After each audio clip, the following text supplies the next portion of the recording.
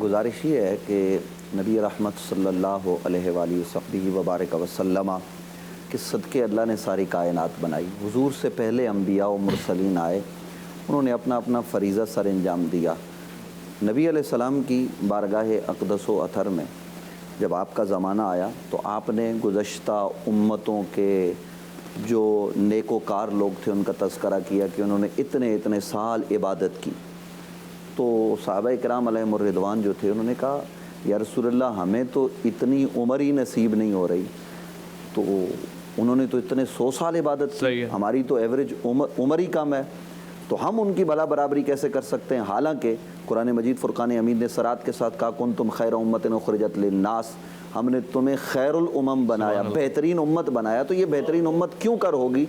تو قرآن مجید فرقان حمید میں جو خالق کائنات نے یہ بات ارشاد فرمائی ہے انا انزلناہ فی لیلۃ القدر، ہم نے اس قرآن کو لیلۃ القدر میں نازل کیا۔ وما ادراک ما لیلۃ القدر۔ اب یہ جو سوال اٹھتے ہیں اس کی وجہ یہ ہے کہ خود خالق نے یہ بات ارشاد فرما دی کہ تم نہیں جانتے لیلۃ القدر کیا ہے، اور پھر سمجھانے کی غرض سے یہ بات ارشاد فرما دی لیلۃ القدر خیر من الف شہر، کہ وہ 1000 مہینوں سے بہتر ہے، یعنی وہ 1000 مہینوں کے برابر نہیں ہے۔ یہ بات ناظرین بھی ذہن میں رکھیں کہ لیلۃ القدر کو 1000 مہینوں کے برابر ہم نے نہیں کہنا،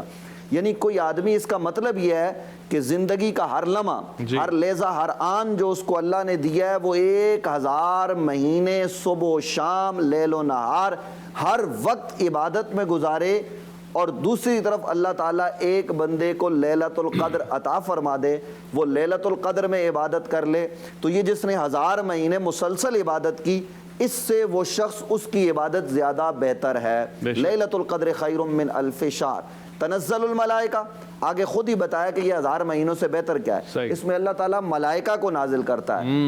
اور پھر روح الامین ساتھ میں جو ہے وہ اس بزم میں تشریف لاتے ہیں، اس کائنات میں سارے ملائکہ کی سرداری کرتے ہوئے۔ تنزل الملائکۃ والروح فیہا باذن ربہم من کل امر، یہ سب اللہ کے امر سے ہوتا ہے، اس کے حکم سے ہوتا ہے۔ اور ایک رات پوچھ لوں آپ کی اجازت ہو، جب ملائکہ کا ذکر کر دیا پھر خاص طور سے روح الامین کا ذکر کرنے کی کیا وجہ ہے؟ اس کی بنیادی وجہ یہ ہے کہ روح الامین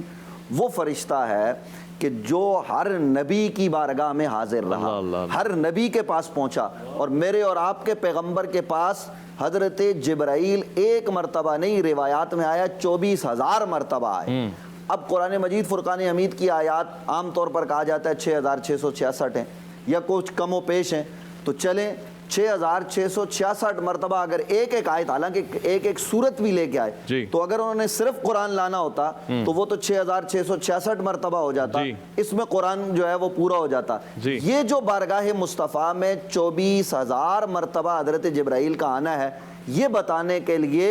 کہ مجھے بھی دیدار مصطفیٰ کا شوق ہے، تو ظاہر ہے کہ وہ جبرائیل جو بار بار حضور کی بارگاہ میں آ رہا ہے، واپس جا رہا ہے، آ رہا ہے، واپس جا رہا ہے، اب اس فرشتے کو اس راز نازل کیا جاتا ہے جس کی ڈیوٹی صرف انبیاء کی بارگاہ میں حاضری ہے،